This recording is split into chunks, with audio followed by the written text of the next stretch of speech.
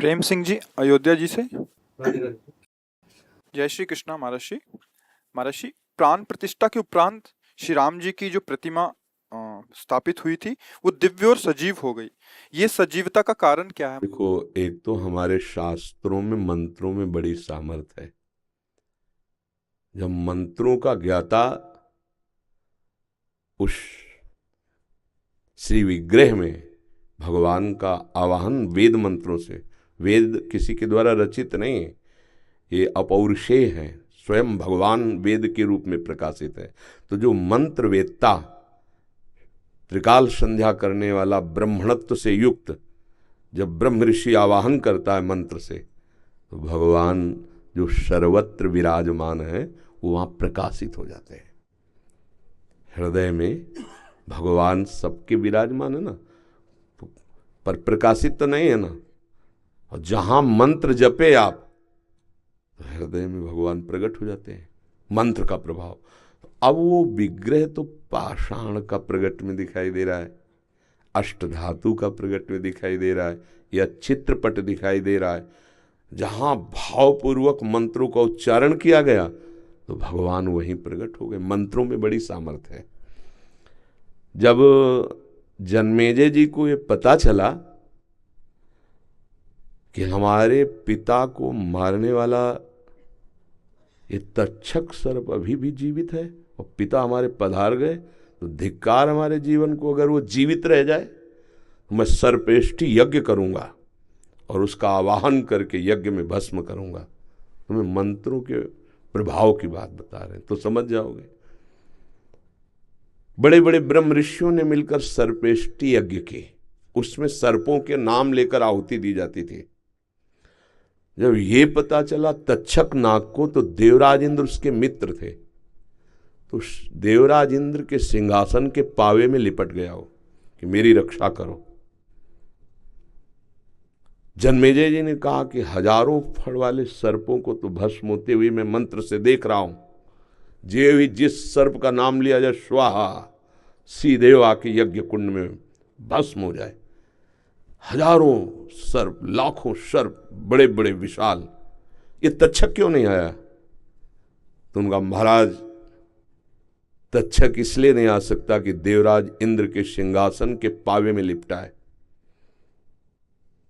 बोले ऐसा मंत्र नहीं कि सिंहासन सहित स्वाहा हो जाए। बोले आप आदेश करो, देवराज इंद्र सहित सिंहासन सहित तक्षक अभी।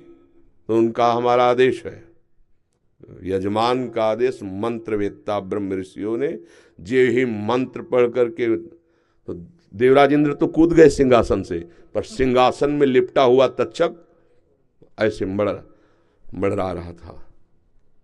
आस्तिक नाम के जो एक ब्रह्म ऋषि हुए, ये भांजे थे वासुकी नाग के, उन्होंने देखा कि तक्षक चित्कार मार रहा है, तो भांजे थे सर्पों के, वो तत्काल उन्होंने कहा तिष्ठ तिष्ठ, वही रोक दिया।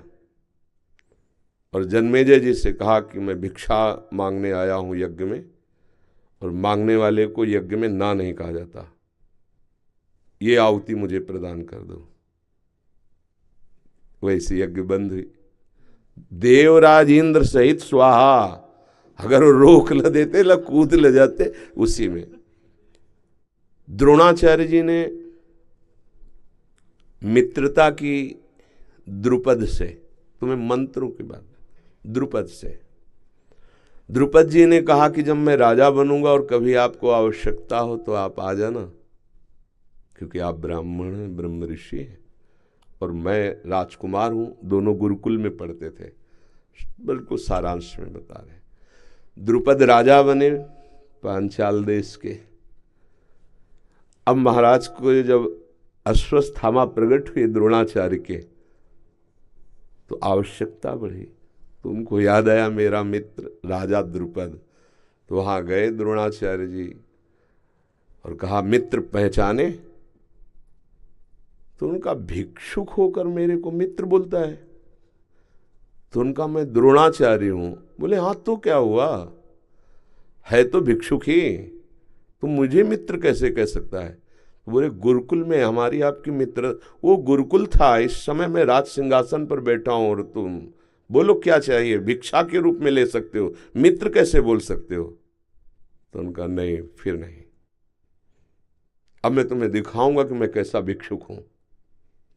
जब पांडवों और कौरवों को धनुर्विद्या की शिक्षा दी, पारंगत हो गए, तो कहा गुरुदक्षिणा, द्रुपद को परास्त करके बंदी बना के हमारे चरणों में डालो।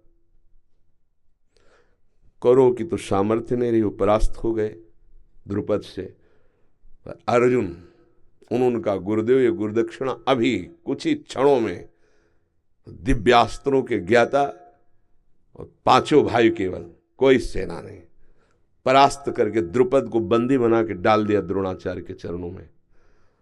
द्रोणाचार्य जी ने कहा मित्र, अब स्वीकार करते हो मेरे मित्र, क्योंकि इस समय मैं राजा हूं, तुम परास्त पड़े हो चरणों में।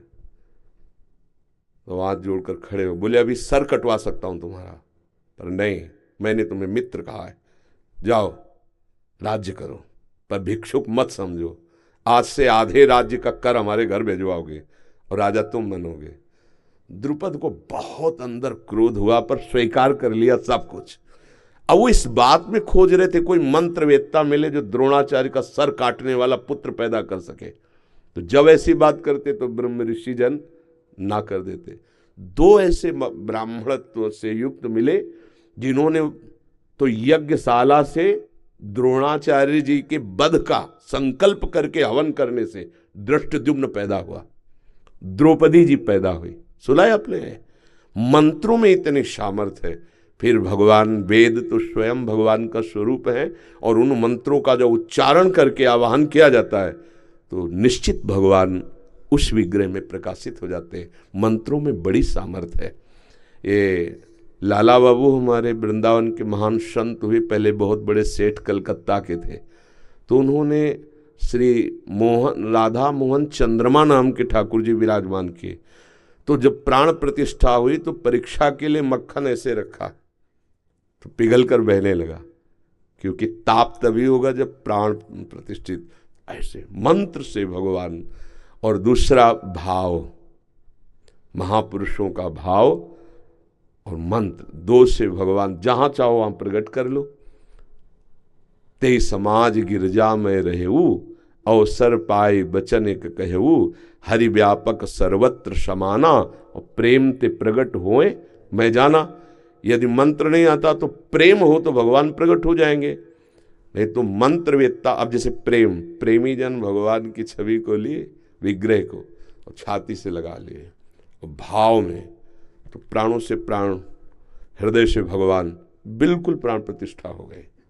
जैसे महाभागवत प्रेमी जन, जैसे मीरा जी, मेरे तो गिरधर गोपाल, तो साक्षात गिरधर, पूज्य राधा बाबा छवि में ठाकुर जी, साक्षात वहाँ प्राण प्रतिष्ठा भी मंत्रों द्वारा नहीं कराई, भाव द्वारा। अब जो मंत्रों में और भाव में भी एक दो भक्तों के, असंख्यों भक्तों के भाव जुड़े हुए है। जो दशरथ नंदन प्रभु राम जी हैं, चाहे जिस भाव के हो, लेकिन जुड़े तो है ना, हमारे ही तो प्रभु है ना। तो सबके भाव और मंत्रवेत्ता महापुरुषों का, एक से एक महात्मा, आप क्या समझते हो? कौन सा महात्मा किस कोटि का, आप क्या समझते हो? तो मंत्रवेत्ता ब्रह्म ऋषियों का आवाहन और भक्तों की भावना, तो साक्षात प्रभु का घर है। प्रभु वहां तो थे, वो प्रकाशित हो गए उस विग्रह में। कोई आश्चर्य की बात नहीं। समझ पा रहे आप? हाँ, भाव से खंभे में किया तो नरसिंह प्रकट हो गए, मंत्र का उच्चारण भी नहीं किया। दो ही भाव हमने बताए, एक मंत्र एक भाव। तो लाखों भक्तों के भाव पहले ही वहां विराजमान है। फिर मंत्रवेत्ताओं, ऐसा नहीं कि न मंत्रवेत्ता रह गए, न ब्रह्म ऋषि रह गए, न ऐसा नहीं, सब है। हाँ, बहुतायत नहीं रह गई, पर ऐसे ऐसे अभी मंत्र उच्चारण करने वाले कि चमत्कार प्रकट हो जाए। देखो प्रकट हुआ ना चमत्कार, विग्रह में भगवान साक्षात विराजमान हो गए। पहले जो विग्रह का दर्शन किए हो और फिर प्राण प्रतिष्ठा के बाद, तो आप देख लो साक्षात भगवान उनमें। और ऐसे अनुभव होते रहेंगे, आज नहीं सदा होते रहेंगे कि भगवान साक्षात विराजमान है। ये इसमें कोई संशय नहीं है। मंत्र और भाव दो के द्वारा भगवान प्रकट किए जाते हैं। जैसे हृदय में भी जो मंत्र नहीं जप रहा, नाम जप नहीं, जिसके भाव नहीं, तो भगवान भाववश्य भगवान जहाँ कहीं भी देखो। ये तो श्री भगवान की प्राण प्रतिष्ठा हुई। धन्ना जाट का नाम सुना है? उन्होंने बच्चे थे तो कथा हो रही थी, वहाँ बैठ गए तो पंडित जी कह रहे थे कि जो भगवान की सेवा नहीं करता, भोग नहीं लगाता, उसका जीवन व्यर्थ है। 9 किशोर बालक थे, तो ये बात बैठे भगवान की सेवा। तो एक दिन पंडित जी कथा के पहले वो अपने ठाकुर सेवा करते, तो वहाँ पहुँच गए, देखा ठाकुर सेवा, वो रोने लगे, हमको भी ठाकुर जी दे दो, गुरु जी हमको भी ठाकुर जी दे दो। उन्होंने देखा बच्चा है, ठाकुर जी की बात कह रहा है। उनका कथा के बाद 7 दिन कथा हो जाने के बाद वो इंतजार करते, 7वें दिन वो सब अपनी सामान बांधे और घोड़े पे चलते थे उस समय। तो वो रास्ते में पीछे गुरु जी आप कह रहे थे भगवान दे देंगे कथा के बाद। तो उनके मन में दया आई कि बच्चा है क्या, तो अपने शालिग्राम भगवान विराज को भांग का बट्टा, भांग खाते थे, तो वैसे बोले तुम्हें छोटे ठाकुर चाहिए कि बड़े ठाकुर? तो बच्चे थे, उनका बड़े ठाकुर चाहिए, तो भांग का बट्टा दे दिया। अब देखो कुछ नहीं, भांग बांटने वाला, बस वो भाव कर लिए ना मेरे। अब गरीब घर में थे तो बाजरे की रोटी, माँ 1-2 रोटी ऐसे ठाकुर जी को। और उन्होंने बताया था कि सेवा कैसे करोगे, बोले नहा के नहला देना और पवा के पा लेना। वो समझते थे ऐसे। और वो बालक उनका पाव 1 दिन 2 दिन 3 दिन 4 दिन ठाकुर जी हाँ वो हठ कर लिए, नहीं पाए स्वयं। जब हठ करके कि हम अपने प्राण त्याग देंगे लेकिन बिना आपके पाए हम पाएंगे नहीं, तो वहीं प्रभु प्रकट हो गए। भांग के बट्टे से भगवान प्रकट हो गए, मित्रवत धन्ना जी के साथ खेलते भगवान। भाव और मंत्र दो में बड़ी सामर्थ्य है, उसमें संशय नहीं करना चाहिए, बहुत अपार सामर्थ्य है। अब क्या हो गया, इतना आहार विहार अपवित्र हो गया है कि मंत्रों को सिद्ध कर पाना उसको से थोड़ा कठिन। पर ऐसा नहीं कि नहीं है, त्रिकाल संध्या करने वाले ब्रह्मणत्व से युक्त जो ब्रह्म ऋषि जन है, अगर मंत्रवेत्ता आवाहन करें तो वैसा ही प्रभाव। आप तो वहाँ दर्शन ही किए होंगे, प्रभु के दर्शन ही किए होंगे, अयोध्या में ही रहते हैं। अभी जाना है प्रभु जी, अभी जा नहीं पाए। हाँ तो आप दर्शन करना। हाँ हमें तो दूर से भी उनका, जैसे सूर्य का तेज है ना, संपूर्ण ब्रह्मांडों में छाया रहता है, पर वो एक कांच होता है जो विशेष, वही सूर्य के तेज को पकड़कर आग लगा सकता है, समझते ना? हाँ वो जो भी होता है ना, ऐसे ही भक्तों का हृदय कुछ विशेष होता है, कहीं भी हो तो तेज उधर से। तो जो तुम पूछ रहे हो, जो तुम वर्णन कर रहे हो, वो विराजमान वहाँ है, कनेक्शन यहाँ है, तो पूरी सूचना, पूरा भाव, पूरा सब यही समझ में आ जाए। भगवान सर्वत्र हैं, भाव के द्वारा, प्रेम के द्वारा प्रकट होते हैं। मंत्र और भाव के द्वारा कहीं भी भगवान को प्रकाशित किया जा सकता है। जैसे नामदेव जी ने कुत्ते में भगवान को प्रकाशित कर दिया, भूत में भगवान को प्रकाशित कर दिया। भाव और मंत्र में बड़ी सामर्थ्य है। अयोध्या में तो लाखों करोड़ों भक्तों के भाव जुड़े हैं, और ब्रह्म ऋषियों के मंत्र, आचार्य कोटि के महापुरुषों का संकल्प, तो भगवान को तो प्रकाशित होना ही पड़ेगा। और भगवान तो वहाँ प्रगट में विराजमान है, क्योंकि उनका घर है। जैसे वृंदावन है ना, ये यहाँ प्रिया प्रीतम प्रगट में विराजमान है। बस थोड़ा माया के पर्दे हटे तो दिखाई देगा, ये दिव्य धाम है भगवान का।